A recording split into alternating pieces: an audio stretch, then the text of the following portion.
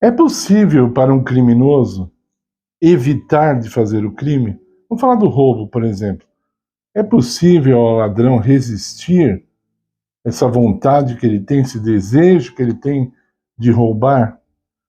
O nosso país, infelizmente, oferece cada vez mais facilidade para aquele que quer roubar fazer isso, né? Porque poucos são punidos, mesmo quando são pegos pela polícia, então isso é um incentivo para que eles continuem roubando. Mas vou falar um pouco da decisão da pessoa mesmo, não do medo. É possível a pessoa resistir ao roubo? Resistir ao assassinato, ao homicídio? A pessoa se programa para cometer um homicídio, aí desiste no meio do caminho, porque ela pensou melhor e achou que não ia ser uma coisa muito boa. É possível? Bom, provavelmente você está dizendo que sim, né? Ah, e realmente nós temos que pensar que sim. Aqui no Brasil, se você esquece a chave no contato do carro, na porta do carro, né? Passa ali uma pessoa que nem é ladrão, assim, oficialmente, né? Vamos dizer assim, e ela se sente tentada a roubar, porque tá tão fácil ali, e aí você, de acordo com a sociedade brasileira, é que é trouxa, porque esqueceu a chave ali. Você não é vítima. A própria sociedade está tão corrompida que ela acha que você é um trouxa por ter esquecido a chave no contato ou na porta do carro. Quantos testes já foram feitos em que a pessoa deixa cair a carteira para ver quantos devolvem e a maioria não devolve a carteira? Pessoas que não estão dentro dessa linha do crime, né, do grupo dos criminosos, mas tem até uma frase brasileira que diz assim: a oportunidade faz o ladrão, né? Então, é uma oportunidade, né? Olha, esqueceu a carteira, né? Um dia, um amigo meu, falando de outro amigo dele, disse o seguinte: o cara, bem de vida, ele achou um celular e ele ficou todo feliz. E rapidamente ele tirou o chip do celular e foi fazer o desbloqueamento lá na Santa Efigênia, porque ele falou: vou dar esse celular para minha filha. E ele estava muito contente por ter encontrado. Ele não deu a mínima chance da pessoa ligar para ele e ele falar: eu achei, vem buscar. Não, perdeu, perdeu. O brasileiro sempre fala assim: achado não é roubado, né?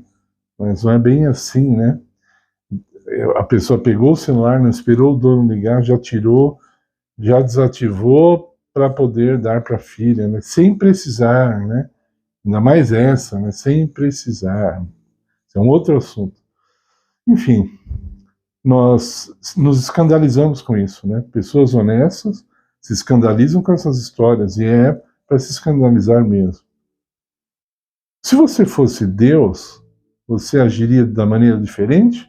Porque Deus aparentemente permite, né? Deus permite que elas façam isso. Você iria permitir ou você acha que Deus está errado, que Deus deveria mandar um raio ali, dependendo do crime, né? O cara, vamos dizer que o cara é um pedófilo e ele abusa de uma criança, dava para ele evitar isso? Aí você fala, claro que dava. E aí ele não evitou. Então, se fosse Deus, você mandava logo um raio para matar esse cara ou você ia permitir que ele vivesse mais um pouco e talvez praticasse até mais crimes? Bom, quando nós falamos dos crimes dos outros, os grandes crimes, aquilo que nós chamamos de macro, é muito fácil, né? Mas e quando isso se refere a nós, né? E se Deus estivesse agora questionando-nos pessoalmente, né? Se estivéssemos diante de Deus, uma conversa franca, cara a cara, e Deus falasse assim: você acha que é possível falar mal, parar de falar mal dos outros? Né? Aí, se você falar, você comparar falar mal dos outros com um homicídio, né? São graus bem diferentes, né? E qual é mais fácil resistir, hein? Falar mal dos outros ou é mais fácil evitar de cometer um homicídio? Veja, se é tão fácil você evitar de fazer um homicídio, de cometer, por que é tão difícil parar de falar mal dos outros? Por que é tão difícil para nós controlarmos nossa língua, né? O apóstolo Tiago fala muito sobre isso, né? Por que nós temos tanta dificuldade com as coisas pequenas, os crimes pequenos? Porque diante de Deus, nós cometemos vários desses crimes chamados pequenos, né? E teoricamente devia ser muito fácil de resistir, mas nós não resistimos, não é? Nós não resistimos ao apetite, por exemplo, né? A pessoa precisa perder peso e ela, com toda a sua inteligência, às vezes a pessoa tem até doutorado, né? Mas ela não consegue resistir. Aliás, falando de médicos, né? Médicos que fumam, imagina, que bebem. Como é que um médico, um sujeito estudado, estudou anos, né? Cuida da saúde das pessoas, ele não consegue resistir a um vício besta que é o cigarro, né? E se a gente for discutir sobre a bebida, ela ainda traz um prazer para a pessoa, porque ela tem sabor, né? Tem alguma coisa que ela causa na pessoa ali, um momento de alegria ali. Mas e o cigarro, né? Que é uma coisa fedida, é uma coisa que estraga o seu pulmão, é uma coisa que não é nada prazerosa e a pessoa fica cativa do cigarro. Imagine, como que você, diante de Deus, vamos dizer no dia do juízo, porque isso vai acontecer, e você fala que você não conseguia resistir a um cigarro, como que vai ser, né? Então, é muito fácil acusarmos os criminosos, né?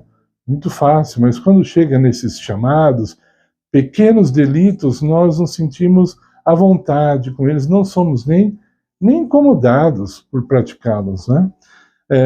Eu assisti na TV outro dia um homem especialista em trânsito, ele disse que o brasileiro comete uma média de 40, olha só, 40 delitos no trânsito por hora, por hora, 40 infrações por hora. Por exemplo, quando tem que mudar de faixa, a pessoa não dá seta porque ela acha que ela é um exímio motorista, então não, vai ser para amador, né? Então não dá seta, não para na faixa para o pedestre atravessar, mesmo com a placa pare, ali não, a placa pare pode servir para outras pessoas, para ele não serve, né? E quando nós vamos para o campo dos motoboys, então é inadmissível para um motoboy ter que parar no sinal vermelho. Isso jamais. Aqui do lado da minha casa tem um sinal vermelho, de cada 10 motos que passam, as 10 desrespeitam o sinal. Eu não vejo moto parar, só se ela vê um pedestre já atravessando a faixa, aí eles param. Se não tiver pedestre atravessando na faixa, eles não param mesmo, porque aquilo não diz respeito a eles, né?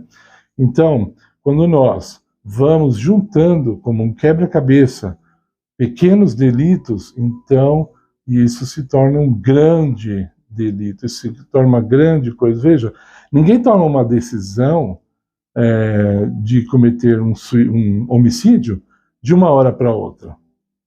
Essa pessoa, ela vai tomando pequenas decisões a respeito do assunto, né? Talvez ela fale assim, eu vou comprar uma arma, né? Aí depois ela compra a arma, né? Aí ela começa a bolar como vai matar a pessoa. Aí ela vê o horário que ela quer matar, o local onde ela vai matar. Ela vai fazendo pequenos planos para chegar num grande plano. Lembre-se, isso é lei da física, é científico. Tudo que é grande é formado por pequenas coisas, né? Por pequenas coisas. Recentemente, meses atrás, a NASA lançou um novo telescópio ao universo, né? Maior e melhor do que o Hubble. E aí eu vi aquele negócio gigantesco, né? 10 bilhões de dólares foi o custo dele. Assim, aquele negócio, como que o homem consegue fazer um negócio tão gigantesco, sendo ele pequeno? Ué, por partes, né? Vai aos poucos, né? Vai pondo, né? Não tem aquela piadinha que fala assim, como você consegue enfiar um elefante dentro da geladeira? Aos pedaços, né? Você corta os pedaços e você enfia o elefante dentro da geladeira. Então, nós vamos diluindo os crimes, muitas vezes, para que eles não pareçam ser tão graves e tão grandes. E com isso, ofendemos ao nosso Deus, destruímos ao nosso próximo e, é claro, não ficamos isentos de destruição. Sabe que médicos já provaram, o próprio Dr. Lai Ribeiro falou assim uma vez, se você assalta um banco, ninguém te pega, você fica ali, as suas células já respondem a respeito disso. Às vezes, 10 anos depois que você assaltou um banco e não foi preso, você tem um câncer, porque lá dentro aquilo ficou te comendo todo o tempo, você não teve paz, isso te atormentou de alguma forma e você desenvolveu um câncer, né? Quantas úlceras nervosas existem, né? Por que elas existem? O que aconteceu, né? Então, nós voltamos ao início do vídeo e falamos, você consegue evitar de cometer um homicídio? A palavra suicídio estava toda hora na minha boca. Você pode evitar de cometer um homicídio? Aí você fala, sim. Você pode evitar de ofender uma pessoa? Aí você fala, não, porque eu sou humano, e aí você se desculpa. Mas o poder de Deus é para grandes crimes e chamados pequenos crimes, pequenos delitos. Lembre-se, ninguém tropeça numa montanha, nós tropeçamos numa pedra. Por favor, deixe o seu like em nosso vídeo, compartilhe essa mensagem, se inscreva no canal, dê todo o apoio que você puder para que possamos crescer, precisamos do auxílio de vocês. O nosso canal ainda não tem patrocinador e por isso estamos precisando de todo o auxílio que pudermos contar, para fazermos vídeos mais interessantes, com melhor tecnologia também, e contamos com o apoio de vocês, contamos com as orações também, muito importante para que o canal cresça. Muito obrigado pela sua atenção.